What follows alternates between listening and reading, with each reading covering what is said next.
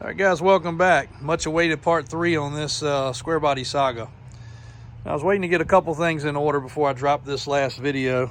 Probably won't be the last video. We still got a lot of work to do to this truck, but one of the last ones talking about the situation anyway. And a lot of people took my first video or my second video as I was complaining or whining.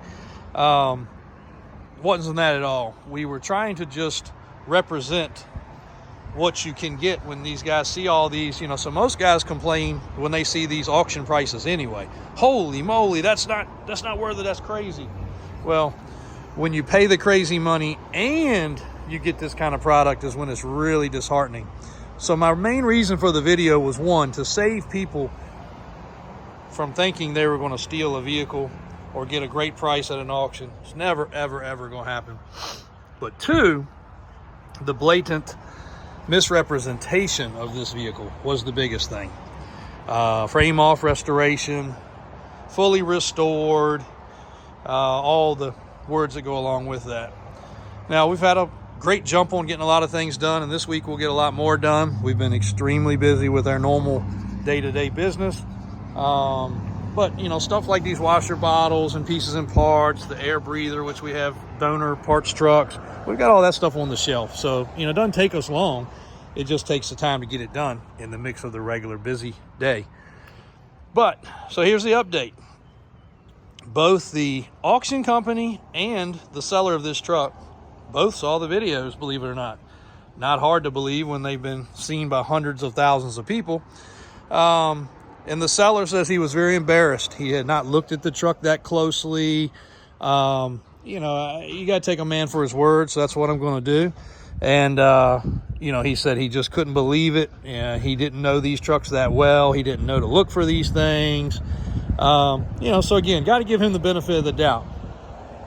He did offer a $2,500 refund, which it wasn't necessarily about the money, but that's great, So I told him, I said, I applaud him for that. And I did not want to make this video until it came in and the $2,500 check did come in. So he was a man of his word, standing behind some things. It doesn't put a dent in what we're going to do, but again, it's the point. When you buy from these big auctions, they are as is, where is. And when I talked to the auction GM, the highest guy up the ladder I could get to, his first thing was, you bought the truck as is, where is. And I said, okay, I get it, man, no big deal. And he was calling because he was concerned that we were going to belittle them online. And, he was following up as, any good manager should do. Well, I can tell you, our conversation did not start off very well when he said that. And then I said, well, what is y'all's protocol to check a vehicle? I said, because, anybody with eyes that can see would see this vehicle was not frame off restored. Can you tell me that? He was very short. He said, we don't look at these vehicles at all. I said, okay, so you have 4 auctions a year and you don't have anybody that looks at the vehicles? Nope, nobody checks them out whatsoever. That's your due diligence to do. I respect that. You are correct. We should look at the vehicles ourselves, but when you've got 350, 400 vehicles that are always coming and going in for sale, you can't always do that. So, his tone was a little shitty, and I was a little taken back, I'll be honest. He said, I buy from my owner, and he's got over 200 cars. And I said, well, I really at that point about lost it and said, well, that's really cute. We've got 400 to 500 cars, but I didn't. I just bit my tongue and listened a little bit more. And he said, I bought some stuff that shouldn't be that way before too, from these auctions and other auctions and blah, blah, blah. And I said, okay, I get it. So, what you're saying is y'all don't check vehicles at all. You don't look them over. He says, no, but I did reach out to the seller and told him that he would not do any business any longer at my auction if he didn't make this situation right. And I told him at that point we had talked, me and the seller had talked, and what he had done. And he said they would be looking at their vehicles much more scrutinized in the future and much more closely when they came from this particular seller, and that he would be definitely reprimanded for the scenario, which, is respectful as well. lo and behold, you know, everybody said send it back. You know, again, I was a little bit under the pretense of regular auction procedures. You know, when things aren't working and things aren't right and things aren't described, you do have a leg to stand on if we're talking about like Mannheim or one of these big auctions that as a dealer we have an opportunity to deal with. But this was not that case. This was a situation where you would think you would have better ground to stand on. So again, the moral of the story on this is, please check out your vehicles. This could easily be the truck that's on Facebook or Craigslist for sale. Look your vehicles over, do your due diligence. If nothing else, like I said, this video was mainly made so people could understand what you can find and what you can buy when a truck looks pretty on the outside.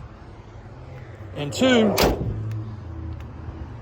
things do get misdescribed and misrepresented, even at the highest end levels of that. It still happens, and it sucks. You know, we buy vehicles every day. You know, sometimes I bought as many as 15 trucks in a day. Usually every day that goes by, we buy one or two. So we buy a lot of stuff. We'll chalk it up. We'll learn. You know, yes, we should have put a little bit more effort in it.